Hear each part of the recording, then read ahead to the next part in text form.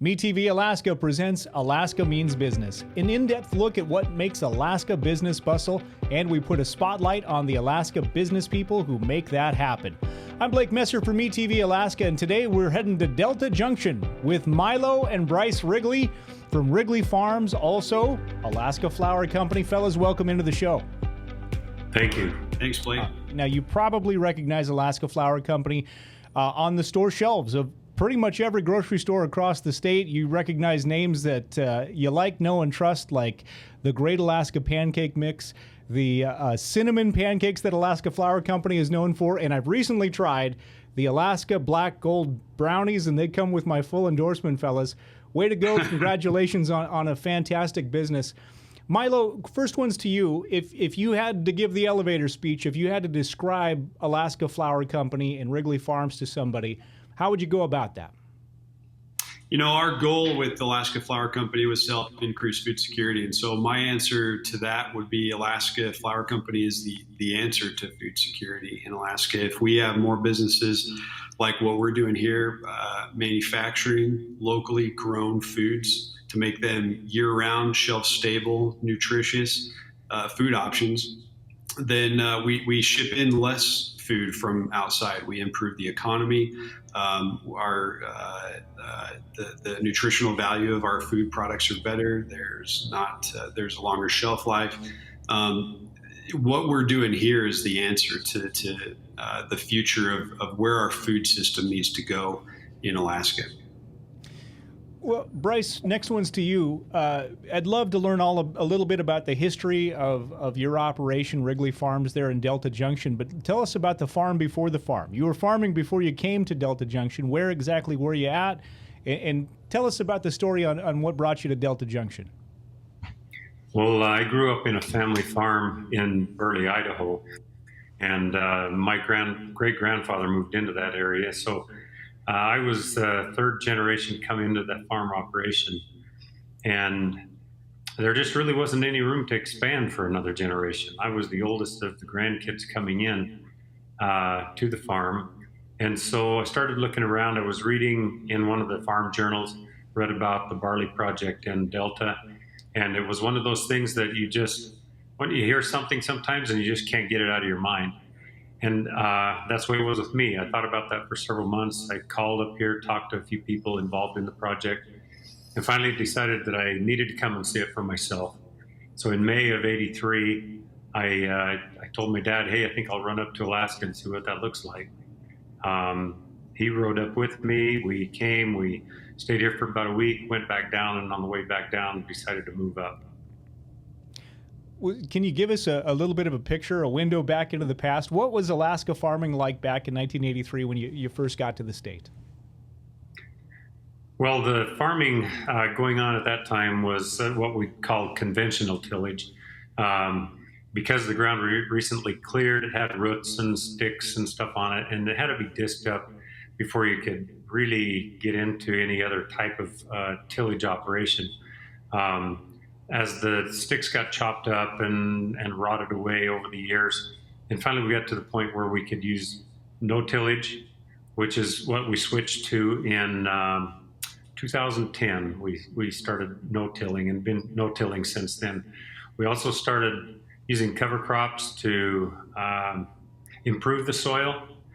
And then we started that about 7 years ago. So we've been rotating with cover crops now for the last 7 years. And what is it about barley? Why does barley do so well in Delta Junction? Well, barley is a short season crop, and our seasons obviously are shorter in Alaska than they are in America. In America, most Americans are familiar with with wheat. That's the staple of their diet. Barley offers some advantages. And barley is a short season crop. So when we decided to do the flour mill, it was really for the purposes of increasing our food security. And from a food security standpoint, it's important that you have a product that you can raise in Alaska. Wheat was not that product. And the hulless barley that we got from the University of Alaska Fairbanks fit that need really well. and that's what we started building our business on and working on food security for Alaska using that hulless barley. And this is a barley that you select the best of, move on to the next year, and that's how the yield and the crop and the barley keeps on improving. Is that right? Well, the barley is developed over a period of many years, selective breeding. You pick the kernels that you want and that exhibit the traits that you want. You replant those and you replant those and you replant those, and you keep selecting until finally you come up with a more or less stable variety. And so by the time we got the seed from the University of Alaska, it had already been developed. Was not being commercially grown yet. And so I think we got enough for about 10 acres. So that would have been around 1,000 pounds, something like that. We planted that, saved the seed, replanted it again, and then we started building the flour mill. But the way that we keep the seed good that we plant back each year is we actually clean it before each planting season. So we use our local co-op, and it goes through a cleaning process. And that we can set that cleaning regimen to kind of pull out the best seeds that we want based on the look, size, things like that. So we run it through the cleaners, and then we're able to just plant as close to the best seed as we can. At the scale that we're working on right now, there's no way to kind of hand pick the best of the best, but this is the best way in a commercial setting to make sure that our seed stays good quality and top notch for each growing season. Fellas, what's special about not tilling the soil in this process? Well, no tillage is a method of planting without disturbing the soil. There's a number of soil health principles that come into sustainable farming, and one of them is to disturb the soil as little as possible. Now, the reason you don't want to disturb the soil is when you aerate the soil, the oxygen mixes with the carbon in the soil, and a percentage of it leaves as carbon dioxide. But the carbon in the soil is what actually feeds the microbes, the fungi, the bacteria, the microbes that are in the soil. They feed on the carbon. And so what you want to do is you want to maintain a good food source for those microbes, because they form a symbiotic relationship with the plant itself. And it's really a fantastic and amazing thing to consider, to look at, to watch and learn about, is this complex economy that happens between the plant, who is willing to trade sugar or carbon for nutrients that the microbes, the bacteria, and the fungi can unlock and deliver. And so it's the more you learn about it, the more impressive it is. It's just absolutely fantastic. One of the cool things about the farming that we're doing up here is the ground is so new compared to other parts of the world that have been farmed for hundreds of years, And so we're able to utilize the modern technologies in this new soil up here to just create a more sustainable agriculture industry up here. So the methods that we're employing are made so that we can continue to use the ground and not deplete it of nutrients, and it'll be in the family for generations and continue to produce for Alaska for forever. There's a number of benefits to no tillage over conventional tillage. For example, by no tilling, you don't break down the soil structure, and so it remains porous. About 25% of the soil is air, and when the soil becomes less porous, then it doesn't absorb water as quickly. You have more runoff. The water doesn't reach down into the soil profile, into the root zone as easily. And also the no tillage keeps a residue on top of the soil, which protects it. They call it armor. Nature doesn't like bare soil. That's why any bare spot in a field, in a road, in a trail, is immediately colonized by weeds and eventually grasses and trees, and because nature doesn't like bare soil. And so what we want to do is, as much as practical, we want to mimic or use natural principles to create that perfect or as perfect as possible soil structure that will allow air into the soil, water to percolate down through, provide an appropriate environment for the microbial population, and the whole microbial biosphere. And so no tillage does that. When the wind blows, it blows a lot here in Delta. We never see any dust come off the fields that are no-till. When it rains, we don't see water running off. It absorbs in. And then when we happen to have a dry spell, the residue on top of the soil also protects that moisture, keeps it from evaporating. And since we started no-tilling, I really haven't worried about whether the rains came exactly on time or whether they didn't, because the soil kind of preserves that moisture naturally by having that ground cover on it. Bryce and Milo, when we started this, you had mentioned one of your motivations for starting Alaska Flour Company was Alaska's food security. Why should Alaskans care about Alaskan food security? Well, I think that, you have to care about food security. You have to care that food security means just having food readily available when you want it. Nobody thinks about how fragile the food system is until you don't have your food, available for you. And Alaska is so far removed from most of our food source. We import 95% of the food that we eat here in the state. Alaska has a 2 to 3 day food supply. And so that means that if the barge doesn't come in, if something happens to the highway, the semis don't make it up through Canada, there's not a big margin of error. You start to see grocery store shelves going bare. When we talk about food security, it's really not about like a doomsday scenario thing, like the world's coming to an end, everything's going to stop. We need to,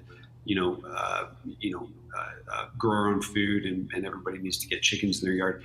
What we talk about when we talk about food security is just we can produce. There's a certain amount of food products that we can produce in the state, and we should produce those just because we can. We're never going to be able to grow bananas commercially or something like that here. None of this exotic foods, but we can grow grains. We can grow vegetables. We can grow.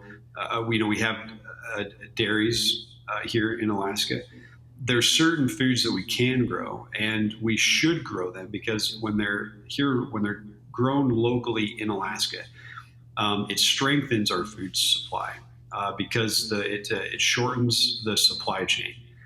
There's less risk of the product not getting to market because the distance is just shorter. The products, the shelf life is longer. It's fresher product. It provides jobs in Alaska. We're able to offer employment to people that wouldn't have it if we weren't here. And then also just I mentioned the freshness. Like, a lot of the food that you get that's shelf stable, it's been sitting in a warehouse for a long time, or preservatives have been added to it to increase the shelf life. When we produce our products, we don't add any preservatives to our food. It's got a long enough shelf life on its own. We don't need to sit it in a warehouse for a long time. It goes into production here, and then it goes out to the grocery stores. It just promotes a healthier system, a healthier idea of where your food's coming from when the farmers that are producing it, and that it's being produced in your backyard. The face behind the food product. It gives you a lot more trust in your food source. So like I said, there are certain foods that we can produce here and we should produce here because it promotes a healthier economy, and it builds another industry here in Alaska. Not only is it important to raise that food, but it's just as important to have it able to be processed into a form that people use. For example, we could, if you didn't have the ability to go get grain, are you set up to be able to get barley and mill it and make food out of it? Most people are not. And so we try and take the raw product that we grow in the field and we manufacture it into a product that is familiar and desirable and tastes good and is nutritious, that people are accustomed to eat and they can recognize. And the same is true with milk or with meat or with vegetables. Everybody loves fresh vegetables, but it's important that we get to the point where we're processing those vegetables so that they're available outside of summer, so they're able to be on the shelf or in the freezer throughout the course of winter. We never know when a disruption in the transportation system might occur, and it can happen suddenly. Not again, like Milo suggested, not to be doomsday, but in the course of the 40 years that I've been up here, I've seen multiple delays and challenges with the logistics in getting the food up here. I remember when you were born in 1989, I think you were born in 88, right? So 1989, the Port of Anchorage froze up and the barge wasn't able to dock. 2013, I think the Alaska Highway washed out down by Whitehorse. And so for 3 or 4 days, they were not able to get the trucks up. Every time something like that happens, Milo mentioned the short supply that we have on hand. Every time something like that happens, just a hiccup, then we start seeing shortages on the store shelves. This recent COVID pandemic is probably more recent example of how quickly store shelves can empty of certain products, and we want to be not only there when those disruptions occur, but we want our products to be part of just the normal food chain, a normal food system. Well, 1983 was the year you started raising crops and kids, I assume, in the state of Alaska. Bryce, take us through Milo and Bryce. Tell us about the story of the mill. Now, I was introduced as Bryce is the farmer, Milo is the miller. Talk us through 1983 to the present mill right now. Most of my time is spent in the flour mill, that's for sure. But I'm not actually the one who started the flour mill. It was my dad's idea. Who would have thought of building a flour mill in Alaska? He's been thinking about food security in Alaska a lot longer than I have, and so he was growing grains and just wanted to see what else we could do for agriculture in Alaska. And essentially, the thought came to him to build a flour mill, and that process happened. Was it pretty quick, or the genesis of that concept was I was watching the news during Hurricane Katrina, and I remember this shot from a helicopter of some people on a roof and water all around. And the announcer said something about somebody had shot their neighbor for some food. And for some reason, that just really resonated with me. And I immediately wondered, what would we see if there was an earthquake or something that absolutely shut off the food supply? And so I started talking about, maybe somebody should do a flour mill. And I was kind of hoping somebody else would, because I wanted to drive combines and tractors. But after several years, really didn't seem like any traction was being gained. And so I talked with my family, and we decided that we would look at doing a flour mill. We had never seen a flour mill, never been in a flour mill, so we took a family vacation, went down to Idaho and Utah, and visited a couple of flour mills, kind of got an idea of the process and some of the equipment. Had a friend of ours in Idaho who really helped us figure out where to get a mill to begin with. And then from there, we just selected the equipment we needed. We started construction, and really haven't looked back since. Well, talk a little bit about it, fellas. The journey to get from the mill to the store shelves. Anybody who has a retail product is dying to get on store shelves, and you guys managed to make it to the majority of Alaska grocery stores in our state. Talk about the distribution process and how that all happened, and that entire tale, if you would. You know, that was not an easy process to get our products into distribution. And remember, we were starting from total scratch. I mean, there was dirt literally, right here where we have the flour mill, and all we had was raw grain. And so it's not like we were buying another business and buying those accounts and contracts and just or expanding into this from another business that was kind of operating the same market. But so we had this raw grain. We built a flour mill to process it. We took that processed, that milled flour, and we just started going to any store that would listen to us, and because we're a local product, we talked about it being local product, and who doesn't like to support local, but a lot of times when you see a local product and you approach a grocery store, someone like Safeway, they're, it's more of a local products are more of a boutique type of thing, and so they're like, okay, can you really produce this on a scale that where you can keep my shelves stocked? The packaging doesn't look very pretty. The price point's too high. These are things we heard constantly while we were taking our products around to try and get them into the stores. And so it was easier to get our products into some of the independent stores first. And so we started with some feed stores. We put our products in some feed stores, or just some like one chain health food stores, natural food stores.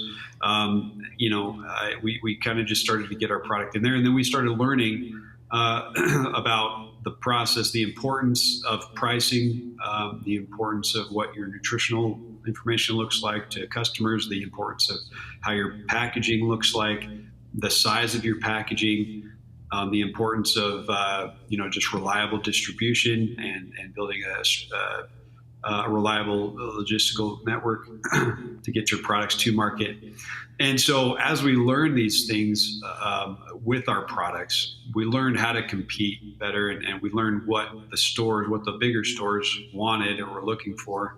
And so we felt like if we could approach them with a strong branded local product and guarantee them, competitive pricing, reliable distribution, then we thought that we could get them to accept our product and to put it on the store shelves. And that's where we started to see success, is when we started just implementing these things that we learned about, and we started coming out with more products that we would see on the grocery store shelves. We figured if it was on the grocery store shelves and people are buying it, we can create an Alaskan alternative. And so that's kind of been our focus in building our product line, was just trying to create an Alaskan alternative. If people, liked pancakes and they like getting, different branded pancake mixes, then we would create an Alaskan brand pancake mix, and just so there was an option.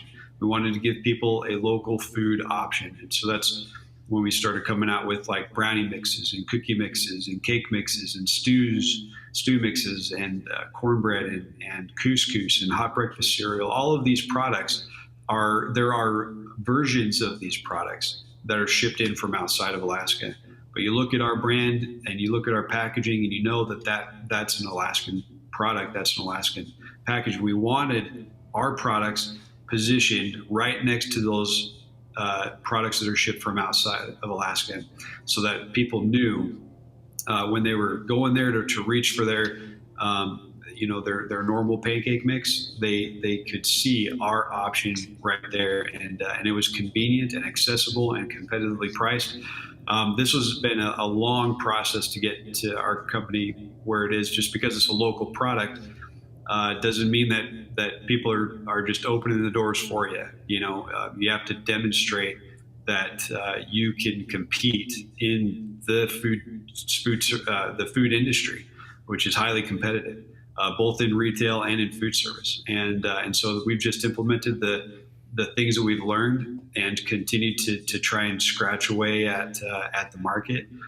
Everybody wants to support a local product, but the manufacturers of that local product can't only rely on it being a local product for success. They have to be competitive. They have to be.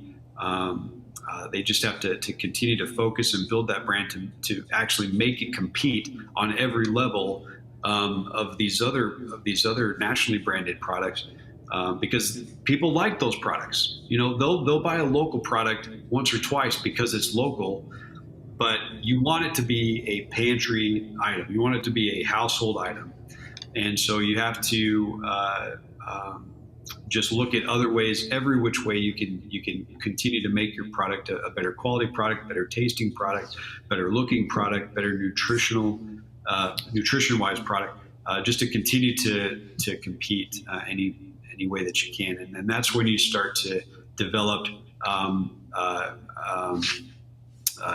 strong customer base that looks for your brand when they go into the grocery store. I think Milo tends to minimize his role in our growth. So Milo went to school, got a degree in international agribusiness, so the focus on global food management. And when we built the flour mill, it was just me and my wife really still here. The kids were off in school, gone married, things like that, except for one time Milo came home and I pitched to him the idea of, rather than going to China or Africa and putting into practice the things that he was learning in college there, that if he could figure out those challenges, those logistical challenges that we have in Alaska, they could be applied anywhere in the world. Widely separated growing regions, climate challenges to growth and growing crops, as well as the logistical, challenges of just getting it from a small area to a large market. And a few months later, back in school, he said, I think I would like to come and try working in the flour mill and do that. And so up until that time, it was our focus was really on just doing a little bit what we could, me and my wife. And when Milo came on, the whole trajectory of our business and growth was really just launched. He doesn't talk enough about how instrumental his knowledge and his ambition was for that. Well, you fellas were kind enough to send us some of the wonderful products that you were just highlighting from Alaska Flour Company. And I know I have my own personal favorite. We had a full-blown MeTV pancake party to test out these great Alaska products. And, I was delightfully surprised at how great this pancake was, this barley pancake. And everybody that had tried this when we sampled them said that these were the best pancakes that we had ever had. I think you probably get that a lot. Talk about the benefits of barley versus conventional pancakes that we would find somewhere else. So just starting off, I think that barley really is a better grain. It's a better tasting grain, at least the barley that we grow here on our farm. Because it's grown in Alaska, there's a little bit of a sweeter taste and then a nutty flavor just from it being barley as well. And so that goes across into all of our products, and so it comes across in the pancakes for sure, and the cream of barley cereal. The people don't eat barley in these forms normally. I mean, like Dad said earlier on, wheat is the staple in America, and so barley has just been, um, you know, put off to the side, mostly used as for brewing or for animal feed. We were forced into taking another look at barley because it's a crop that would grow here. Wheat doesn't grow. We can't get a reliable crop of wheat. And so we were looking at this grain. Okay, we can grow barley. What can we do with barley? We took a fresh look at this grain. We had a blank canvas. We just started making stuff with it. We found out what would make it, or what we would be able to make well. Some things didn't turn out so well. But other things, most of the stuff turned out great, even better texture, better flavor, better consistency, better look. I mean, just it was a better grain. And we couldn't, for years, we've been wondering why are we the only ones focused on this grain? With it being this great, tasting this good, how can we be the only ones creating a complete barley product line?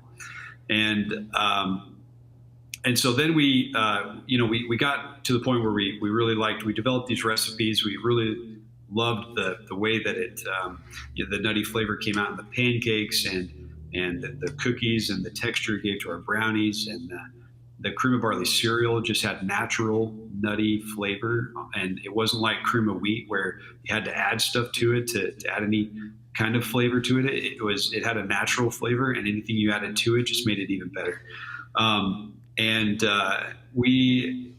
then we started looking at, okay, what are the marketable aspects of this grain? You know, we've created these recipes; they're delicious. But what are some of the other benefits of this grain? That's when we started looking at the health benefits of it, and we realized that barley is really high in a type of soluble fiber called beta glucan. There's no other food that has more fiber in barley other than raspberries do, but there is no other grain that has more fiber than barley. And the benefits of beta glucans is that it slows down how fast the food gets converted to glucose and enters your bloodstream, and so that has a huge benefit to people who suffer from diabetes, heart disease, hypertension, things like that. And that's we actually had our products looked at by a doctor down in Texas, and he looked at our cereal. He looked at the nutritional benefits of our cereal, and he's a diabetic doctor, and so he prescribes a meal regimen to his patients who come to him and have an A1C of 12 or 8 or whatever. It's really high. It needs to be brought down fast. He has a meal regimen, and he threw our barley into this meal regimen. And he said that, so he had a patient that came in. He had an A1C of 12.1. After 3 months of being on this meal regimen, his A1C was down to 6, and it was still going down. And so it just showed after they would eat the barley, it doesn't raise your blood sugar. It just stays constant. It stays flat. And so what this means is that if you're diabetic, for example, what that means is you can't eat pancakes anymore. You can't have cornbread. You can't have grits. You can't have cream of wheat. You can't have rice anymore. All of these are high glycemic foods, which means that they turn to glucose quickly and they shock your bloodstream, and your pancreas doesn't have the capacity to produce enough insulin to balance that sugar load out. And so you need to eat foods that are low glycemic, and barley is really low on the glycemic index. And so you can eat pancakes, you can eat cream of barley cereal, and it doesn't raise your blood sugar, but it's similar to, cream of wheat or pancakes made with wheat. They're just made with barley. And because they're made with barley, you can still enjoy these same foods, just eat it with barley, and you can maintain good blood sugar levels. So we really saw a huge benefit for people in that, health wise, for people in that category. So it's local, it tastes good, it's better, it's got more nutrition, it's price competitive. these are all things that we've just kind of learned over the years and continue to push and as our brand becomes more recognizable and as we create more products, we want people to look at barley as another food option.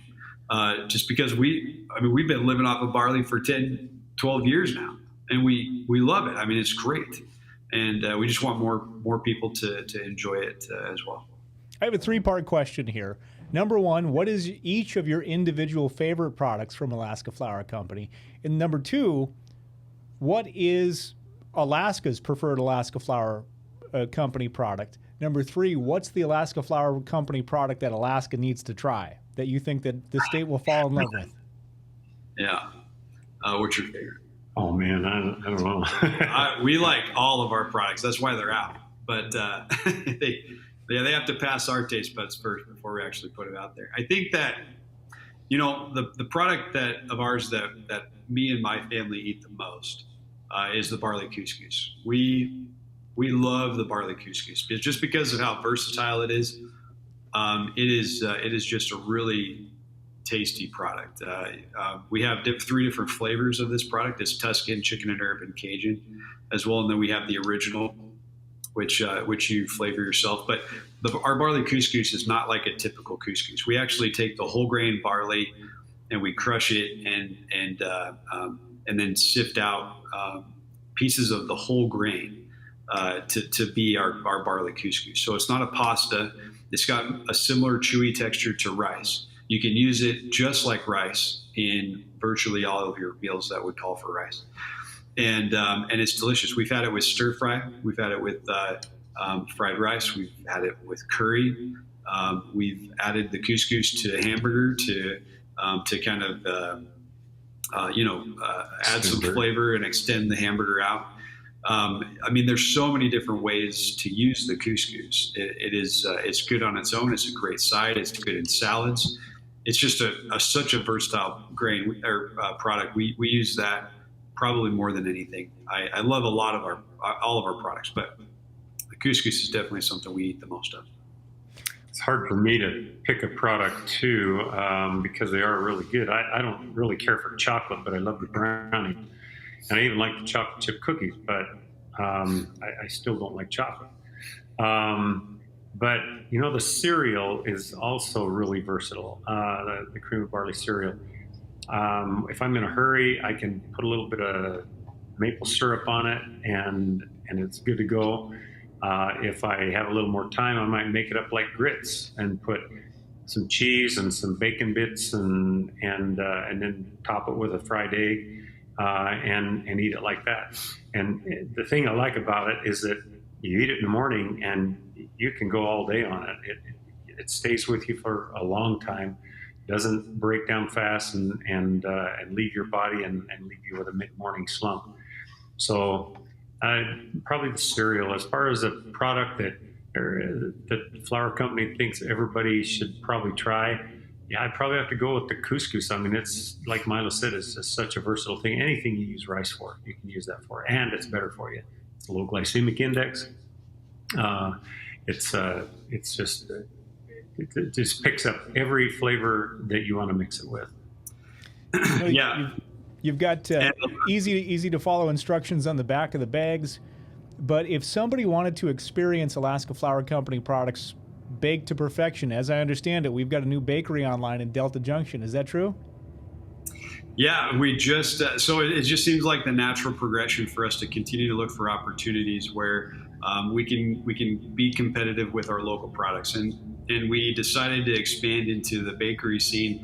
The last couple of years, we have been working to get our products into food service, like restaurants and universities and kitchens and things like that, and we decided that a commercial bakery would allow us the opportunity to continue to push our products out there in a easy to use way. There's a lot of restaurants and places looking for pre-made products right now just because of labor shortages.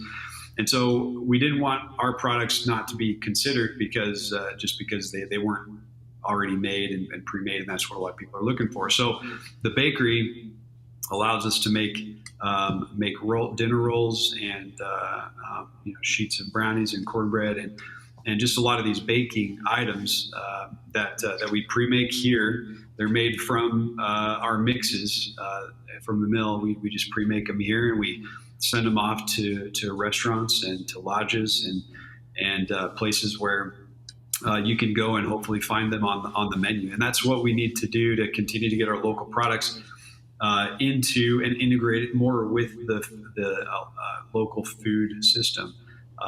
Is to look for these opportunities for our local products to be competitive, and then go in there and just continue to manufacture and supply the market as best we can. And the bakery we're pretty excited about. We're looking at trying to get caught up with the bakery because there's a lot of places taking products there right now. But once we get caught up, we want to release a cinnamon chip roll, and that is super good. It's, oh my gosh, it's delicious. Like we eat it a lot, here. It's like a treat, it's a great breakfast roll, breakfast item. It's pretty delicious, but hopefully, everybody will start to see more of these local products on the menus of the restaurants that they visit. Milo, Bryce, you've accomplished a lot, but what's next? What's next for Wrigley Farms and for Alaska Flour Company? God, we're so busy with the bakery right now and the mill. I don't know. We're going to have to get some more help in order to do anything else. I'm almost afraid to think of where the next step might be. Yeah, you always want to be looking forward to something. That for us, that next something was the bakery, and we got to get caught up on the bakery. And then once we have time to sit around and twirl our thumbs, then we'll probably come up with something new. But this is keeping us busy right now. We've got Milo and Bryce Wrigley from Wrigley Farms and Alaska Flour Company featured here on Alaska Means Business. Thank you, fellas, for the time. You're very generous. Appreciate it. Yeah, thanks, you, Blake. All right, I'm Blake Messer for MeTV Alaska, and we invite you to nominate your Alaska business, any entrepreneur that you might know, Alaska business leader, to be featured here on Alaska Means Business. Just go to alaskameansbusiness.com. For MeTV Alaska, I'm Blake Messer. So long.